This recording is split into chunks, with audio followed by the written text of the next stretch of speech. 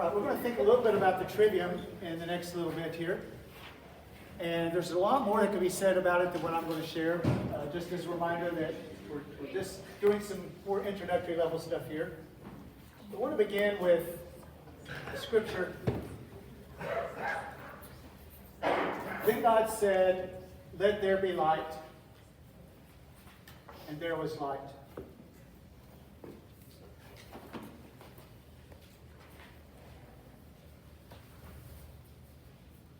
It's pretty remarkable when you think about Genesis 1 and God's creation ex nihilo of everything that exists. And that he did it by speech. And if you think about forming a clay pot with your hands, there's going to be an imprint of your fingers and of your fingerprints in that clay. It's going to have your shape, right, from your hands. And in a similar way, the creation that God has brought about through his speech has his linguistic fingerprint. The fact that God made everything by speaking it into existence, that implies in ways that's far deeper than I can articulate, but it implies that there's something linguistic about everything. It was created by speech, so therefore there's something languagey about everything God has made. Now, at the very least, what that means is that there's something that can be said about everything.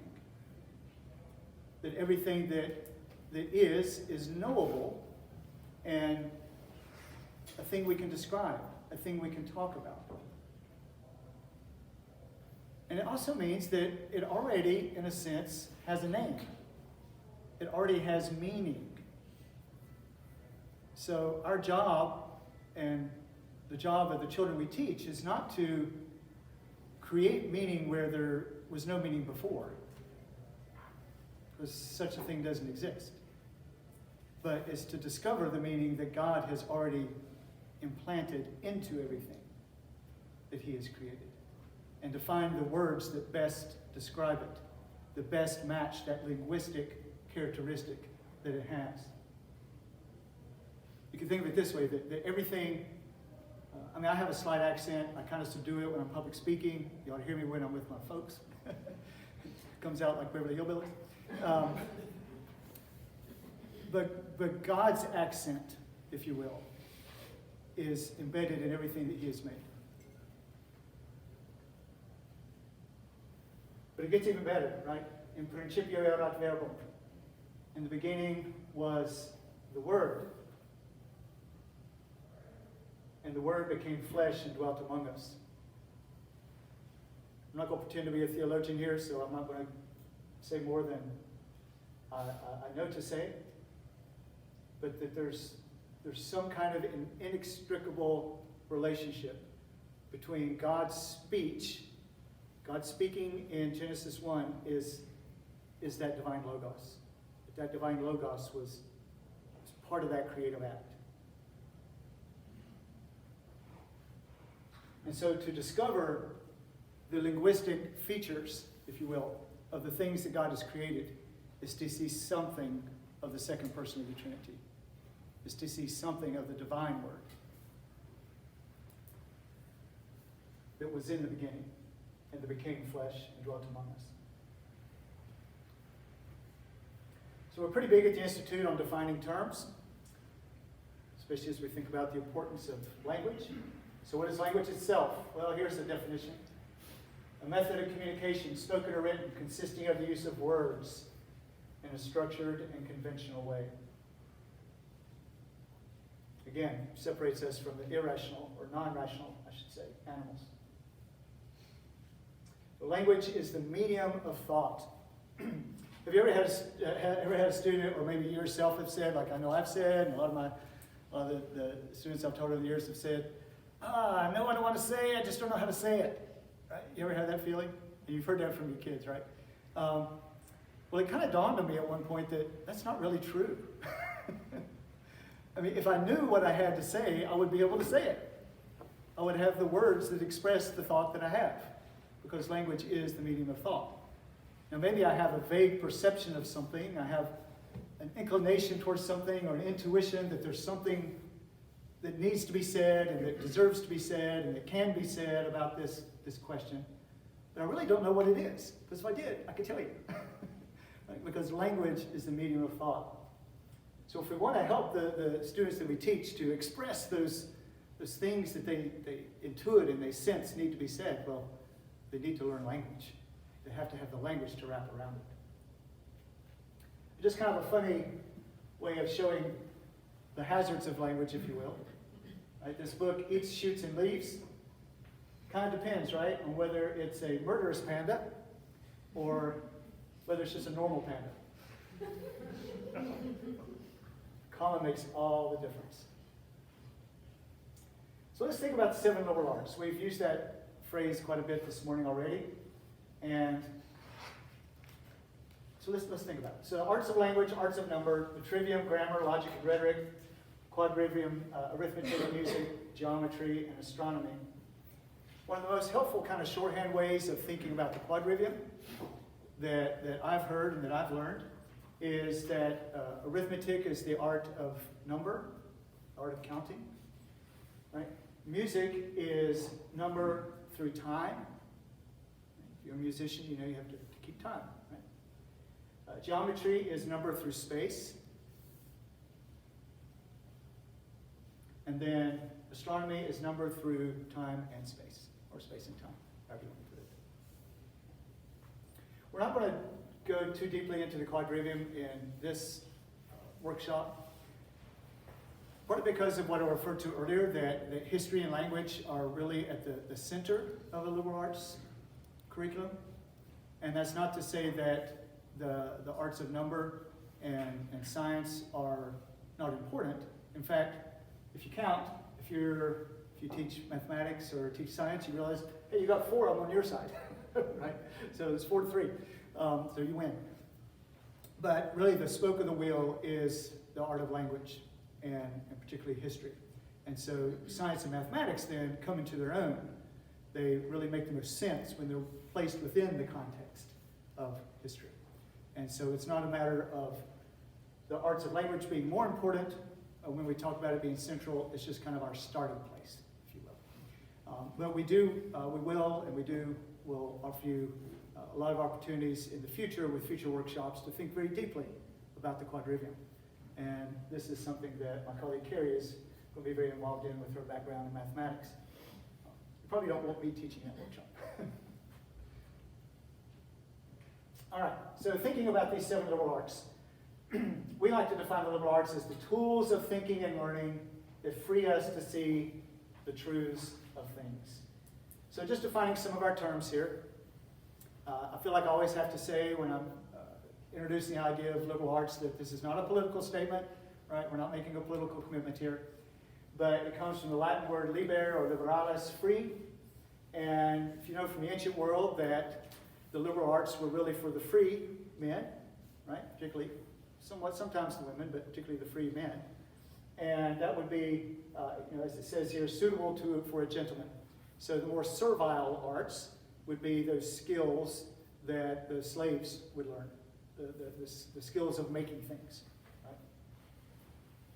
So it's an art of, it comes from the idea of liberation, and whereas in the ancient world it was really only for the free, as Christendom took over the culture of the ancient world and redeemed it in so many ways. One of those ways it was redeemed was to say this education is for everyone made in God's image. It's not just for those who, in historical accident, turn out to be free men. And this is a key point to get hold of here, is the idea of an art. So when we speak about liberal arts, we really do mean the original signification of that term. It's the idea of a skill or craft related to the Greek word techne or the Latin word ars. And not the British word ars, that's a different one, right? An art is something that produces something else. And Thomas Aquinas says that the liberal arts are used to produce the works of reason. So this means that there's a couple of implications of this. One of the implications is that what we are teaching the children in our classrooms, yes, there's content, definitely content, a robust, rich, beautiful content. But primarily, what we want them to learn are the skills of learning. And, you know, the phrase lifelong learners is something you hear a lot. My wife works in the community college system in North Carolina, so they have a whole sort of part of the college developed, designed for lifelong learning.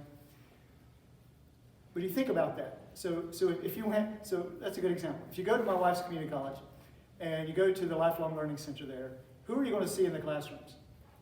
You're going to see a lot of white hair and sometimes blue hair, right? Because they're all retirees. They're all senior citizens. Well, that's not the kind of lifelong learning we're talking about. We're not talking about the kind of lifelong learning that makes the learner dependent upon an institution. Right? What we want to do is de-institutionalize the child and the human being so that when they're 50 or 60 or 70 or 80, they think, I want to learn something.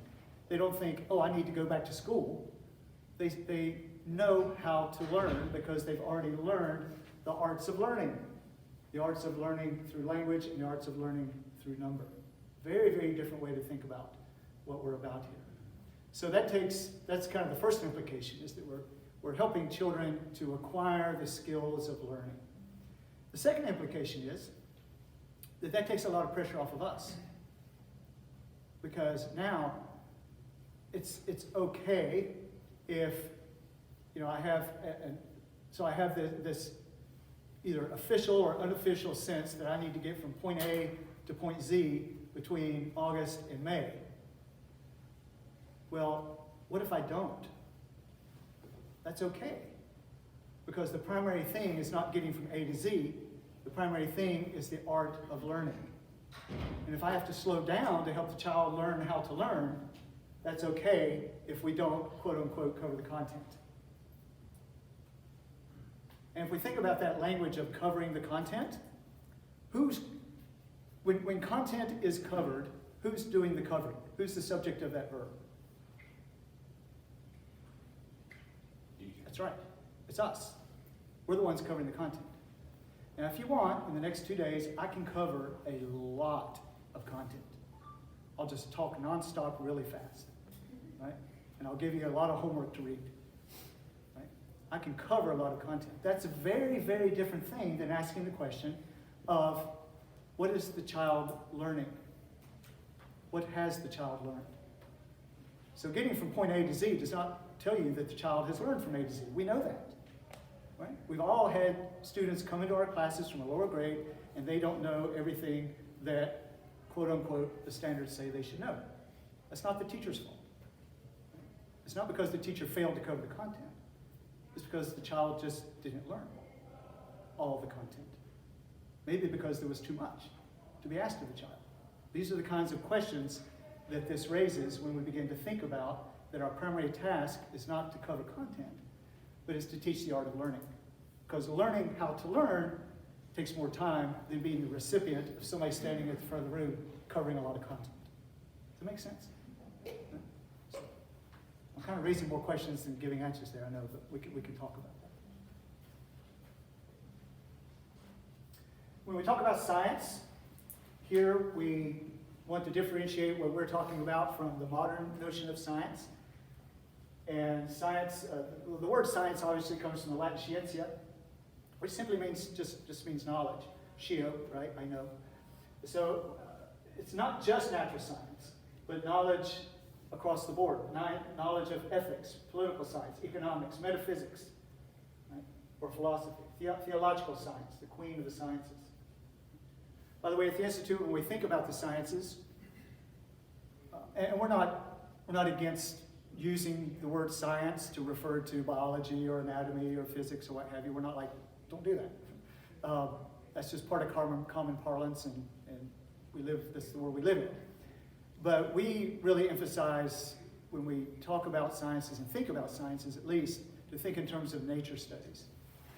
Because what has been divided into these specialized fields are really under the rubric of what in the ancient medieval world was natural philosophy. And so it's much deeper than biology then is not just about, frogs. Right? It's about the nature of what it means to be a being, what it means to be a living being. And that's a very different kind of question than what are the parts of a frog. I'll talk about frogs a little bit more tomorrow. When I was a kid, I wanted to be a herpetologist, so I always got frogs and snakes. Herpetologist, reptile scientist. Okay, so just to give you a little history lesson here, very little.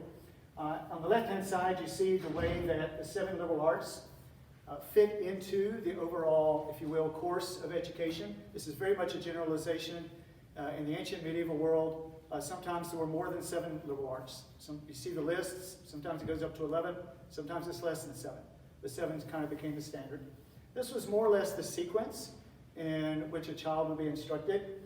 It was assumed that before the child began formal instruction that he or she would have been nurtured in piety, and this would certainly be religious piety, but it would also be piety in the sense of love and respect for anyone in authority. So parents, the state, whatever it may be. Gymnastic, the ability to understand and move one's body in deliberate and intentional ways. And then music and narrative and poetry, which in the ancient medieval world were kind of all the same thing, right? They really weren't divided up in that way. So this would be the experience of a child before they would enter into formal instruction. And then beginning with grammar, logic, and rhetoric in sequence as disciplines in their own right. And then moving on to the quadrivium, as you see it there. And then eventually, for some, going on to philosophy and then to theology, depending on, they would kind of stop at different places depending on where they were going to end up working. And as this system was developed in the later medieval period, medicine was added in as well, jurisprudence was added in as well. So it wouldn't all be heading towards theology. Sometimes at philosophy you would take a right turn and go to medicine, or left turn and go to jurisprudence. No slam on the lawyers there by making the left turn. So in our contemporary situation, we think about the 7 liberal arts, though, not so much as a sequence of courses that we take children through, but we bring all of these in from the very beginning. And we just do it in a way that's age appropriate and developmentally appropriate. So if you were, if we were kind of following the medieval pattern here, then we would be emphasizing rhetoric. This would be a rhetoric school for your students. Yes, sister? So I know that you were saying that, especially looking at that image, with the trivium and the quadrivium, that the focus is really on there's a large focus on history and language. So I teach literature, and I know we're also looking at history too. But I'm not saying like where that would fall. So is history just incorporated in each of those steps on the ladder of learning, or right. Or and English? So like I'm thinking, where does literature fall? If it was directly instructed, or if it's just incorporated in. Yeah, it's more particularly in the trivium here would be more incorporated in, and at the level of rhetoric in particular, as we seek to understand history and then express it in ways that are written or spoken. So we're doing, this is kind of like a little history lesson, just so you know our roots. But what we're not trying to do, we're not trying to replicate a medieval classroom, right, or a medieval school. And I kind of like use the analogy of doctrine, where there are things that there were doctrines the medievals didn't have yet, that we have. For example, the doctrine of Immaculate Conception, right, 19th century.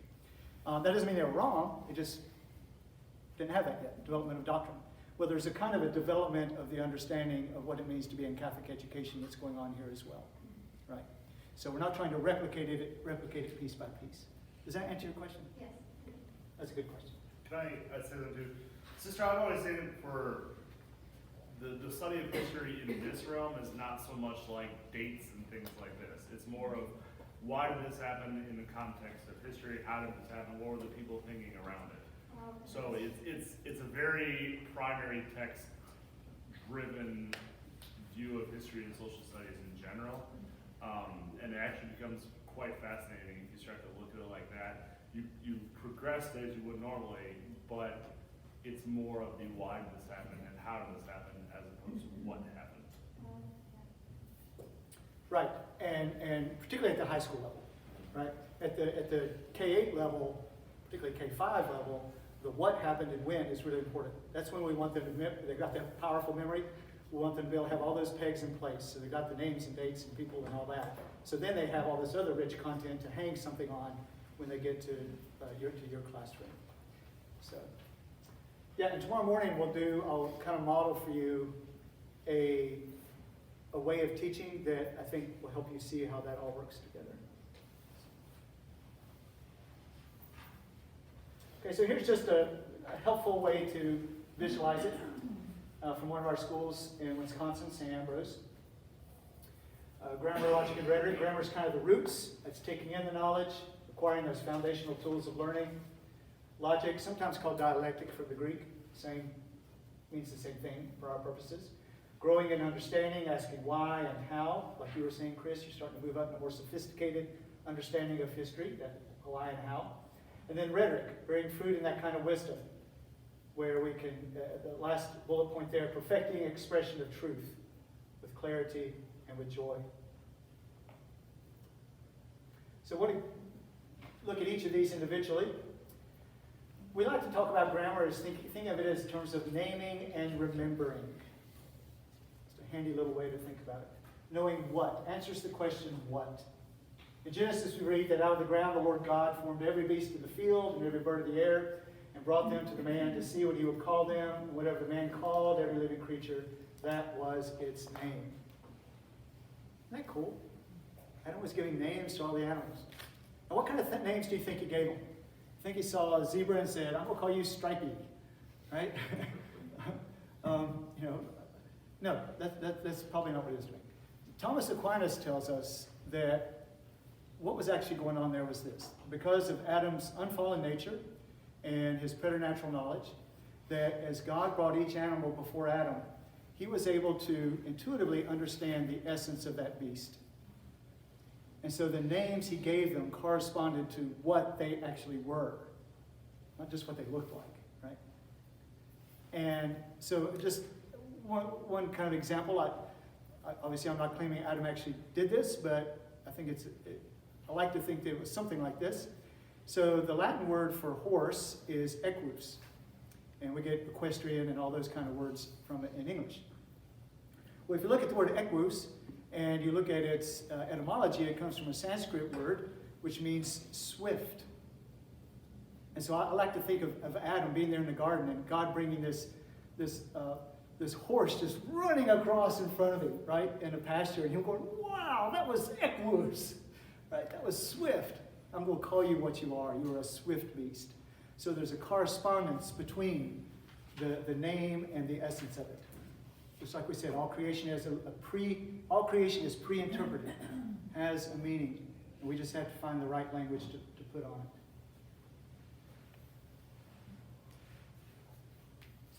But Benedict says this, and nature is more than raw material to be manipulated at our pleasure. It is a wondrous work of the Creator containing a grammar which sets forth ends or purposes and criteria for its wise use, not its reckless exploitation. So the grammar there of creation is understanding what it is, and that what it is contains its purpose. So we know what to do with it and what not to do. Stratford Caldecott says, knowing the truth, we must attend first to reality. I love the little child there with the head of broccoli, right? She's mesmerized, attending to that fascinating pattern on the head of broccoli. Well, these others looking at something under a microscope. A little bit of a blurry picture, sorry about that. So if you move to logic,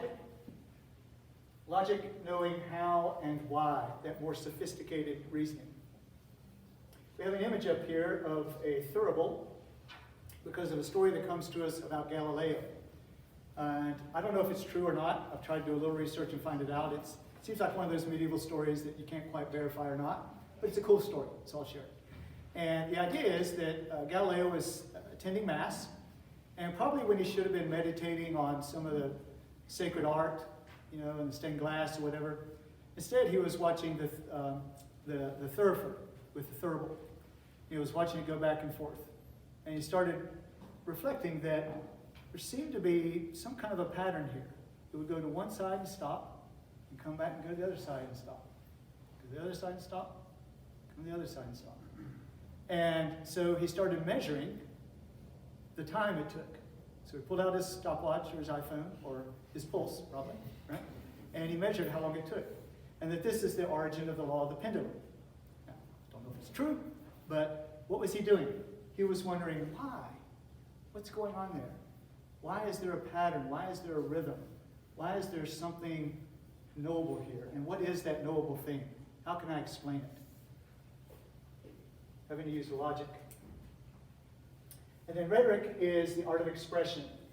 So now that we understand what a thing is, how it operates, how it works, and why it is, the end, as Pope Benedict said, we express that to others. So one of the most helpful ways I've found for me to kind of wrap my head around this is like this. That grammar harmonizes our thoughts with reality. And St. Thomas Aquinas says that knowledge is when our minds conform to reality. When our mind actually conforms to reality that's outside of ourselves, at that point we know a thing.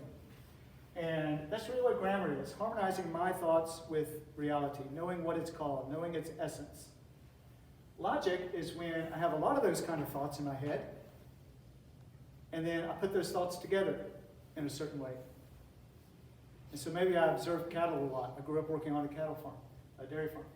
And so I observe cattle, and I observe, you know, the reproductive process and the birthing of cattle, and how the calf takes nourishment from the mother. And I observe all this, and I have all this in my head.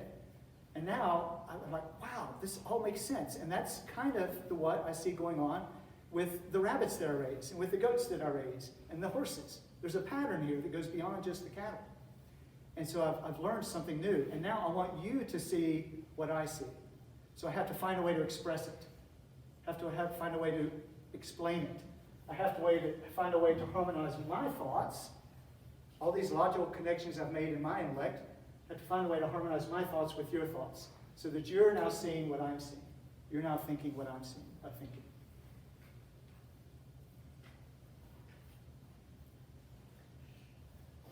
And then this leads into, in our instruction, different kinds of assessment, which we'll be talking about a little bit more here in a moment.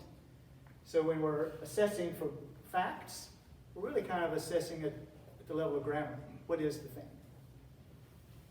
When we're assessing at skills, putting two and two together, right, we're kind of doing something there with logic. And then with ideas, as the child is expressing himself or herself in ways that are more eloquent, we're assessing the area of rhetoric. So some of our teachers find it very helpful to do this, to kind of put a little sticky note on their computer monitor. It says grammar, logic, and rhetoric. And as they're making their lesson plans, to think about, okay, how am I helping my children discover the totality of the thing that I want them to understand? Am I just just working at the level of facts, of definitions? Or am I actually asking them to do something more, to use more sophisticated levels of reasoning in terms of logic? And I'm also asking them, particularly here at high school, is where it really comes into its fruition, to ask them to express themselves in ways that are that show a strong command of the language.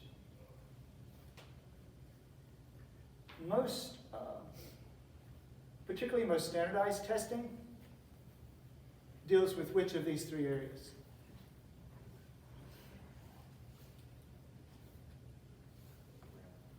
Grammar, right? That's about the only way you can do a bubble sheet. It's kind of hard to have a bubble sheet and assess the student's ability to think logically and make all these connections. And particularly with rhetoric, it's hard to do that, or impossible to do that. So our assessments then begin to look very different. They don't look really like bubble sheets anymore because we're assessing the totality of the child's comprehension of the linguistic nature of the thing. And just to give you a few, every once in a while we like to throw in a few kind of modern ways of thinking about education, because a lot of us, like myself, were trained in a secular institution with a lot of modern language and concepts of education. So yeah, grammar is kind of focuses on the content, logic, the analysis, rhetoric, the synthesis. In fact, I bet some of you have seen this, right? Yeah. Oh yes, I remember the days in education college, we called it teacher's college back then, teacher's college, where I had to memorize all this, and all my practice lesson plans had to conform to Bloom's taxonomy. Did you enjoy that? I did not enjoy that. I did it because I had to, but true confessions, as soon as I graduated and got in the classroom, I never looked back, right? Not because there's not truth here, but because it's just way too cumbersome. You know, I'm just way too busy to write a lesson plan making sure I hit all of these. Now, why do we share this with you? Because Bloom was onto something, and a lot of other scholars in the field of education have kind of landed in a similar place, where you can kind of see how this lower level of the pyramid here corresponds to grammar, just knowledge and understanding something. Logic has to do more with the analysis. Rhetoric is putting it all together in terms of synthesis and evaluation. So he really wasn't coming up with anything new. He was coming up with something ancient, just parsing it out in a much more sophisticated way. Now, if you use Bloom's taxonomy in your lesson planning and instruction, that's fine, but you're a lot smarter and you've got a lot more time than I ever had in the classroom. I find it a lot easier just to use the Trivium. It skins the same cat and in a much easier, simpler way. I'm not going to read that whole thing to you. There's way too much on that screen, but just to give you another example of how another thinker in the contemporary world, Mortimer Adler, actually I don't think Adler's still alive. Do you know?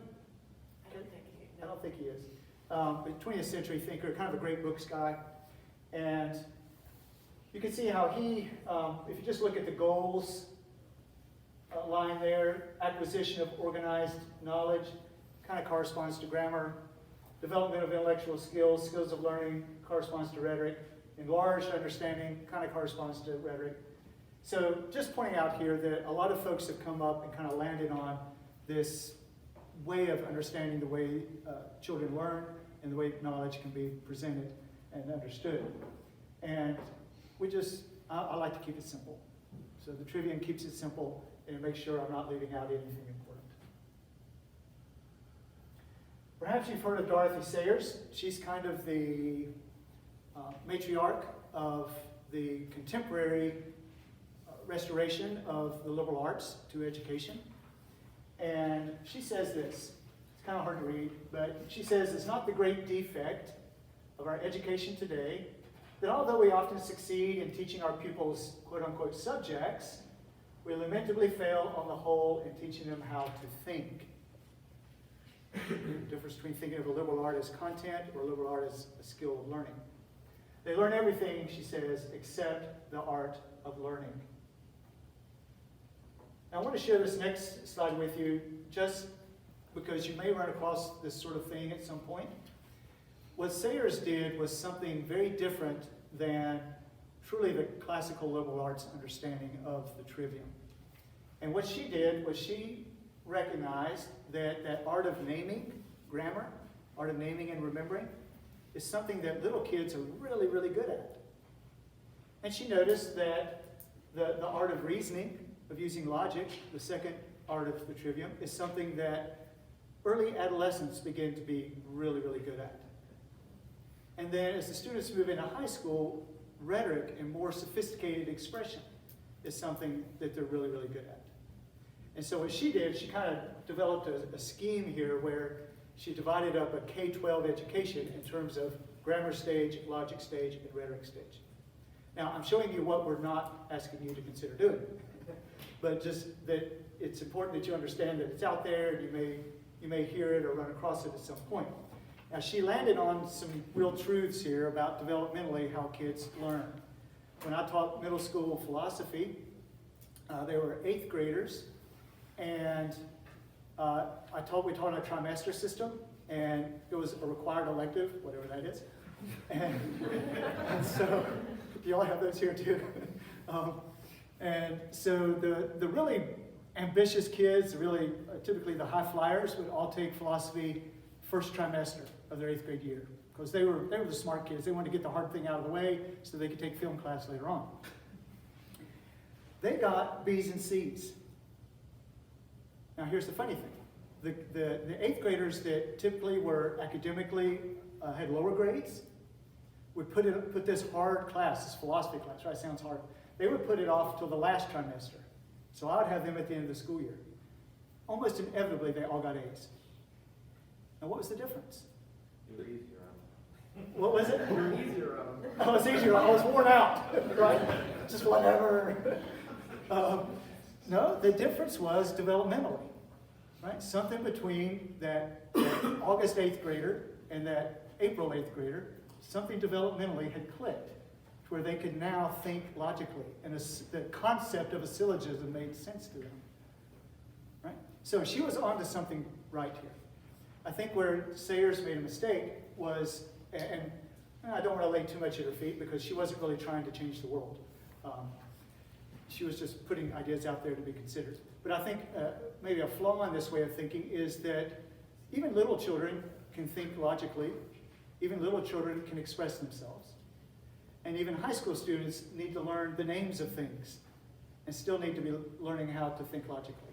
So we don't want to be wooden about this, but we just want to recognize developmentally where the students we teach are so that we can kind of emphasize that. Now, the more you have partner schools where the kids that are going to be coming to you are more or better formed in terms of grammar and logic and rhetoric, you're going to be able to flourish a lot more in rhetoric as the years come. And you won't have to spend as much time saying, does anybody know what a verb is, right? Hopefully a lot more of them will still know what a verb is. All right, just to close up here with this talk with a couple of thoughts by Stratford Caldecott. He says, an education for freedom, a liberal education, is underpinned by a Trinitarian theology. B, corresponding to grammar, what is it? Also corresponding to the Father. Think, logic or dialectic, corresponding to the divine Logos, the second person of the Trinity. And speak, corresponding to rhetoric and the work of the Spirit. Think about Pentecost, right? The work of the Spirit, all the language that came out there. So that's a beautiful way to think about that. All right. I want to move to something related here with a handout. Do you mind distributing that for me, Carrie? The No Pulse handout.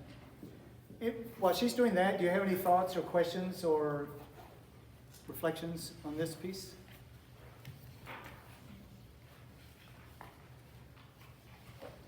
No? Okay.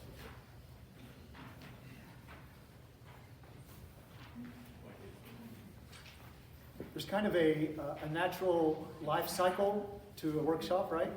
And this kind of point, we're like, okay, I'm here, I want to be here, but I'm also starting to feel hungry, I'm getting tired of sitting. So I know that feeling. That's why I try to do a little poetry with you too. Okay, so what is being distributed there is a handout, and I asked Chris to at least share with you, if it didn't get to you, that's okay, you can look at it later, an article called No Pulse. Did any of you actually have a chance to read that? Okay, wow, a lot of you did your homework, thank you. So actually I need one of those too. Okay. I've got it on my screen. All right, so those of you who are able to read it, anybody want to venture a stab at kind of just giving us a summary of what that article is about? And we'll help you fill in the gaps. You want to get us started? I can do it. Please. Me. Basically, there is new technology, recent technology, that allows for the creation of an artificial pump that would go into your heart. It's a little bit different than what we remember from the 1980s when the Jarvik heart was introduced, because it's portable, it's completely able to time. You're not hauling around a dishwasher-sized pump with you. And so you're able to basically live your life. The interesting thing about it is that one of the key obstacles mentally for scientists trying to address the artificial heart issue was that they wanted the pump, pump, pump, pump, pump, pump. And what they have found is that with this pump that is pictured on the front of the article, it's just an ongoing whir. It's just, there's not a two-step thing like that a natural human heart has in it. It's just an ongoing fluid pump that operates like your pool filter. It's just moving your stuff through your body. The interesting thing is that a lot of people that have had these things attached to their hearts for partial heart failure, when their heart completely fails, this pump is able to basically keep them alive. So they have no pulse. They just have this stuff that's this endless whir that's going on. Which we had a lot of fun in my house discussing last night about the ethical implications of how that works. And then the other interesting thing that I thought was really a fun takeaway from the article was that the scientists who developed this, one of them was just a really awesome tinkerer. And so he was going to like Joanne Fabrics and buying parts for his heart so that he could just make this thing work. So there are lots of little interesting nuggets throughout the article, but its implications for learning, ethics, and how we are moving forward as a society in 2023 were interesting. Is that what you wanted? Oh, yeah. Perfect. Perfect. Yeah, thank you. Anybody want to add to that? Well done. Anybody want to add to it? Huh? Well, like Stephanie said, there was the whole situation of people who had it implanted partially and it was only supposed to be supplemental, and then the rest of their heart broke down and it kind of took over. They also did the experimentation with cattle, which I thought was really fascinating, in that they were placing these artificial hearts into livestock and that were fully functioning and that was their study. And I thought that was intriguing from an anatomical perspective to look at it from what can we look at, because often we think about animal experimentation that then moves to humans. We start with rats or lab rats, and I thought the use of cattle was intriguing as to look at a larger scale heart rather than trying to do something on a smaller scale. Okay, cool. What else? Anybody else want to add that? I also noticed that the article was written in 2012, so I actually looked up what are the advances that they have made. So they go into the heart team 3 is the one that they mentioned there. Right. Yeah, so the story doesn't end there, right? Yeah. Doesn't end there. What else? Anybody else want to add to that? So you see that what we did there, and thank you for reading it, those of you who had the time and took the time to do that. And if you haven't, I hope your interest has been piqued now a little bit. It's a fascinating piece. You can see on the first page of this lesson and assessment that we read the story, presumably in class. The way I would do this in class, we read it together in class typically. It's the way I do with my students. And as we run across, you can see there the little asterisk note, vocabulary should be defined as the work is done. So rather than giving vocab lists before a piece, it's generally encouraged just to read the piece and kind of define, help the students figure out what the words mean in context. And this is the natural way to read anyway, right?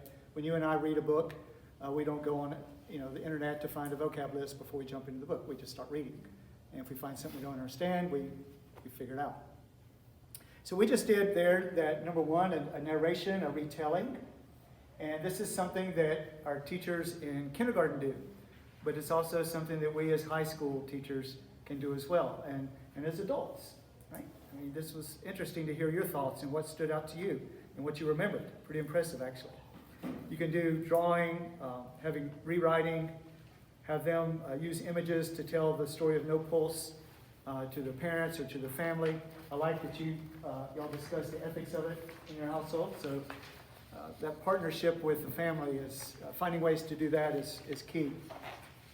Then notice as we move to the next page where it says discussion, how the three arts of language frame the kinds of questions that, as a teacher, I'm going to be asking the students.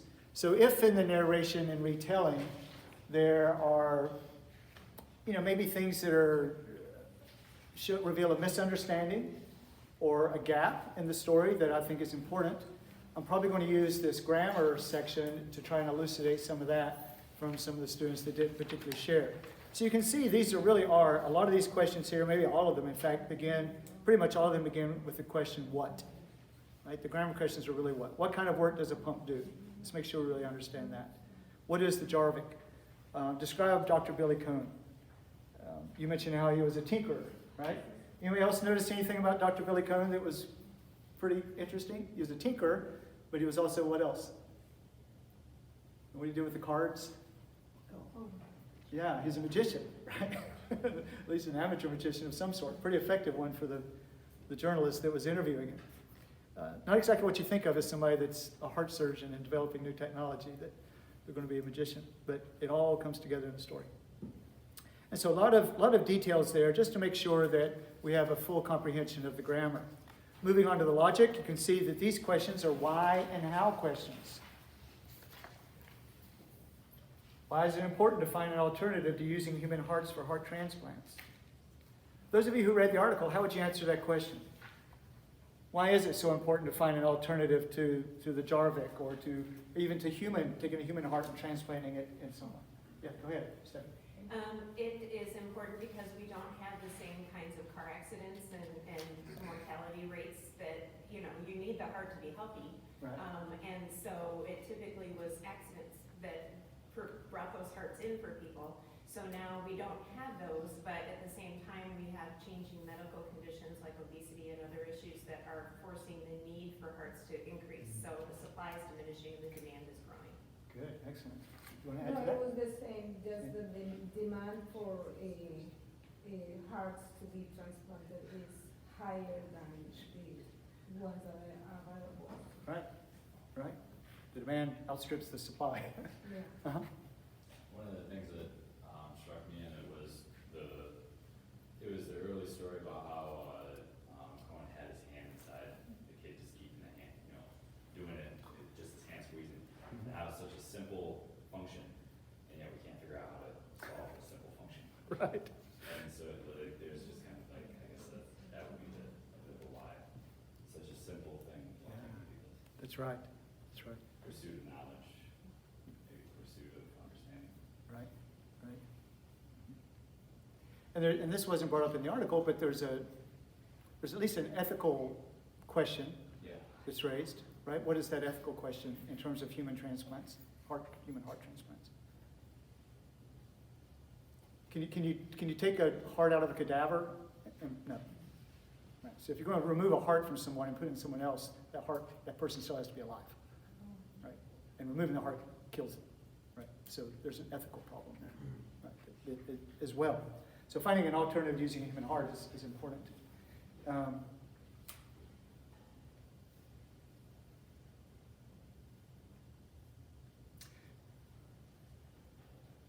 you remember what Dr. Cohn said? Look at number 6 there on that question. In what way is heart surgery like a magic trick?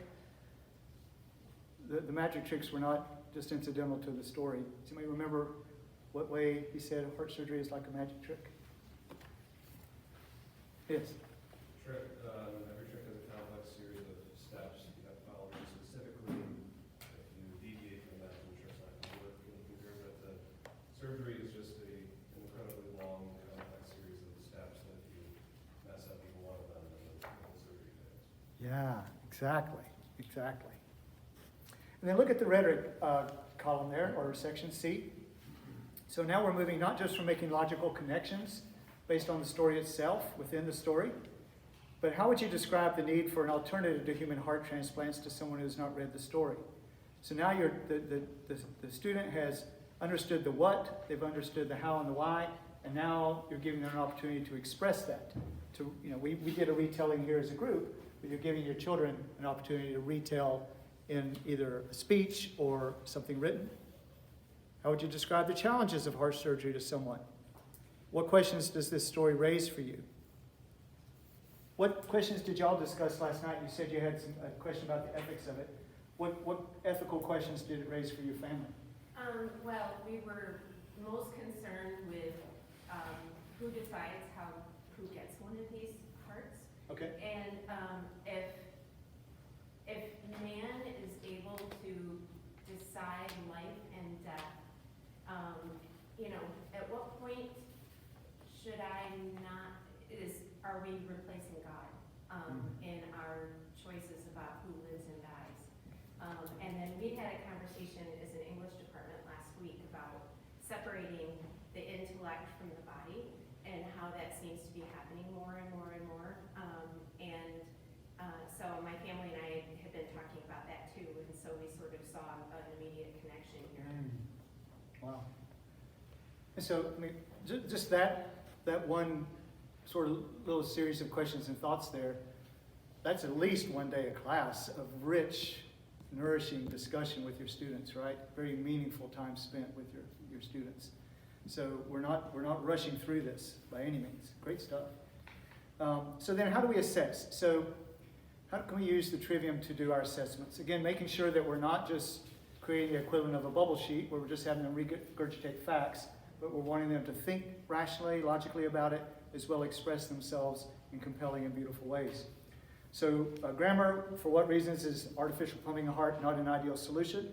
Have them articulate that. That's really just at the basic kind of nuts and bolts of the story. How a person's life changes after receiving an LVAD. At the logical level, how and why do some personal experiences become the inspiration for creative ideas and solutions?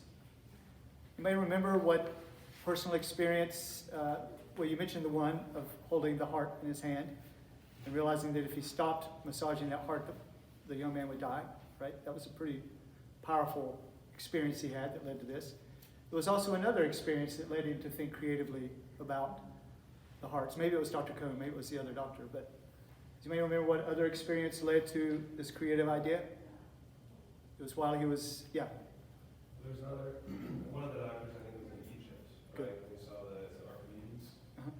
The turbine basically, there's a pump that just spins around and it happens to bring up liquid. Exactly.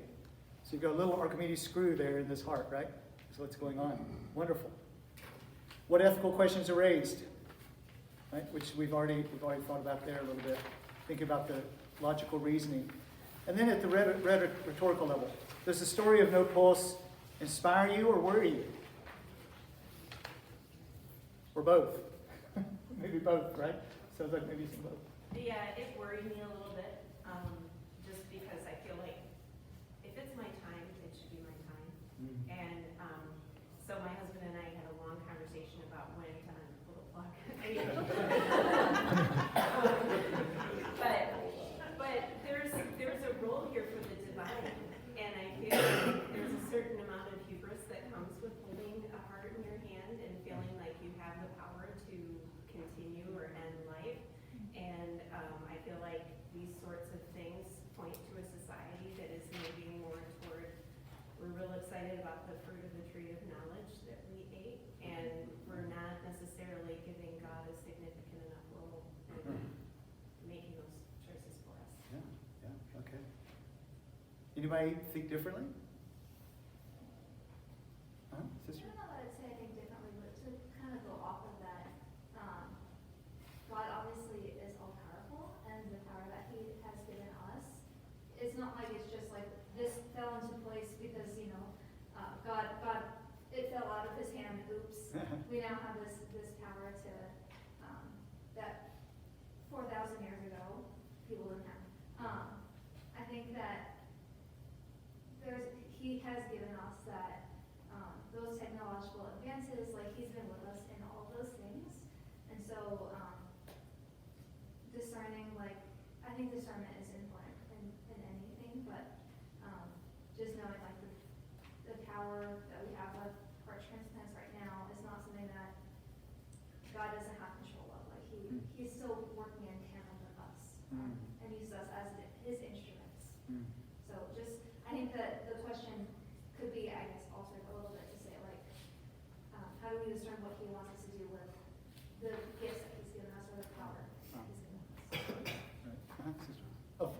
ahead and then, I was gonna say, just like an interesting question, an interesting thought to probe is, so say it's given to somebody who's in partial heart failure, you know, like, and I don't know the implications of this, but is it different than a pacemaker? Because essentially what a pacemaker does is if your heart gets out of rhythm, it puts it back, but it does it with like a bump bump, versus this just does the word continuing, and so I don't know, that's a question to consider. Is it different in essence from a pacemaker?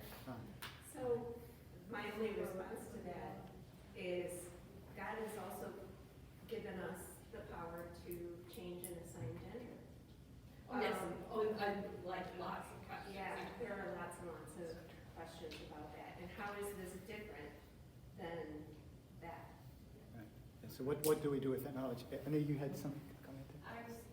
I've been thinking along the lines of sister and thinking that the main concern for me would be, it's inspiring and concerning, I would say worrying, but the main concern is these questions of ethics weren't really addressed in the article at all. And so to not, you know, use our intellect in the light of a capital Mm.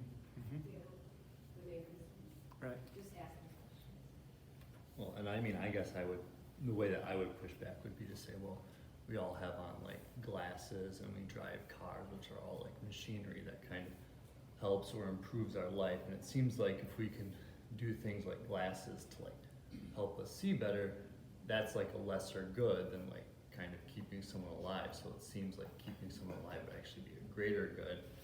And in terms of, yeah, I mean, there is a question of like, where do you cease to be human? But I mean, you could also kind of say, well, do we cease to be human when we stop using our legs to walk somewhere and we're in a wheelchair, or we drive a car? It seems like there's the ideal body, which is like, this is how the human body functioning perfectly, but obviously we all kind of go through degradations and variations, or we're born different ways. And so you'd say, okay, you don't have an eye, are you like less human now?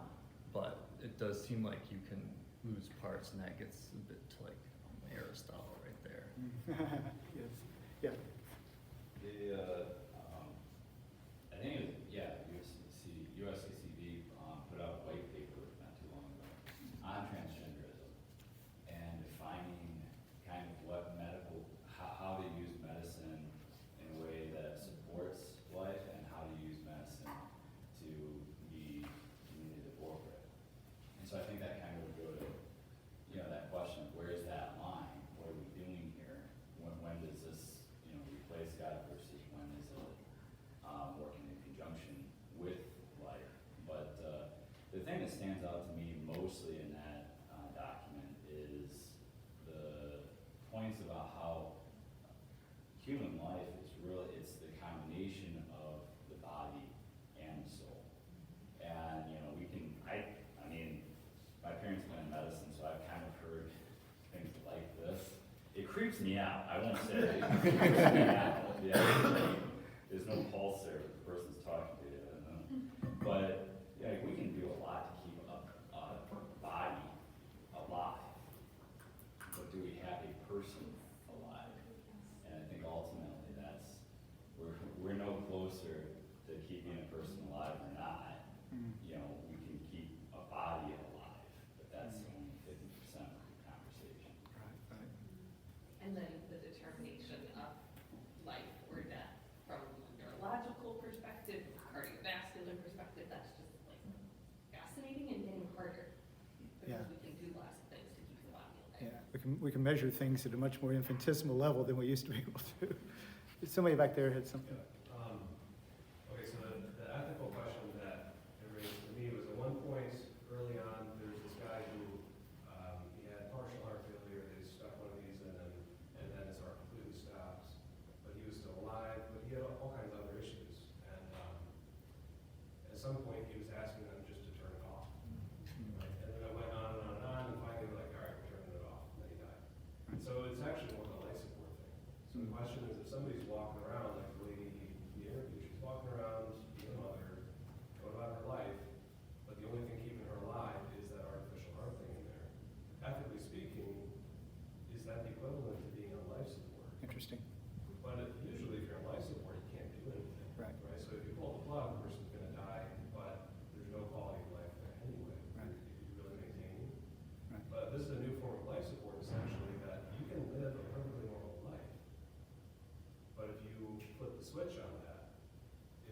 same as pulling the plug on normal life support because of the circumstances. Right. So I thought that was a whole new range of ethical questions. Yeah. I was also talking to somebody on Saturday who said some scientists think that the first person who's going to live to be 150 years old has already been born. Hmm. And just with all these new advances. And I was talking about this at Coffee and Donuts yesterday in Mass, and brought this up, and we were talking about Lord of the Rings, as we usually do at Coffee and Donuts. And I brought up the elves in Middle Earth, because unless they're killed in battle, they live forever, but it's like a tragedy, because they see the world constantly changing and things going on and on and on, and it's just sad, because it's not the true homeland. And out of Lord of the Rings, mortality for men is the gift of men. So mortality, the fact that we don't live forever in this world, is actually a blessing, Hmm. as well as a punishment. But Hmm. and so all this conversation made me think of that as well. Yeah, we can preserve life, but how long do you really want to do that Hmm. before you just accept the fact that we weren't made to live in this broken world forever? Hmm. Hmm. Wow, fascinating. Yeah, so just a couple of thoughts to wrap up on that. You made me think of a lot of things I hadn't thought of before, so thank you for that. Now, we're all professional thinkers and professional talkers. That's kind of the way of thinking about what a teacher is, right? So we were able to move into that rhetorical analysis pretty quickly and pretty seamlessly. But I think you can see how this stair step from grammar to logic to that rhetoric prepares the student to really be able to have these same kinds of conversations. Once they've really understood the grammar of the story, they've thought about it logically, the logical connections within the story, and now they're ready to expand and have these conversations. And hopefully this helps you to kind of have a model of how to prepare for a lesson as well as how to assess the lesson in terms of the trivium. And that was really rich. And I mean, I'm already thinking, wow, I would love to have this conversation with my high school kids. Right? And probably some of you are thinking that as well. You're thinking, I know they would get into this. Now, where this article, No Pulse, what kind of a classroom, what subject area, if you want to put it that way, would this be at home in? Where would be a legitimate place to have them read this article and have this discussion? Science? Is that the only place? What is it? Theo. Uh-huh, yeah, theology. Art? How so art? Creation, making of new things, Okay. using imagination. Design, sort of an industrial type of art? Mm-hmm. What else? Huh? Probably economics. How so? Well, we didn't talk about this yet, but somebody has a patent, somebody's gonna be trying to make it, someone has to make it, someone can limit the number that can be made, is that ethical from a business perspective? Mm-hmm. We didn't even talk about that part of it. Right, and that actually comes up in the piece, right, where one of the companies that was ahead of this company went bankrupt because of some stock problems or something. I can't remember the details, but so the economics even plays into the article itself.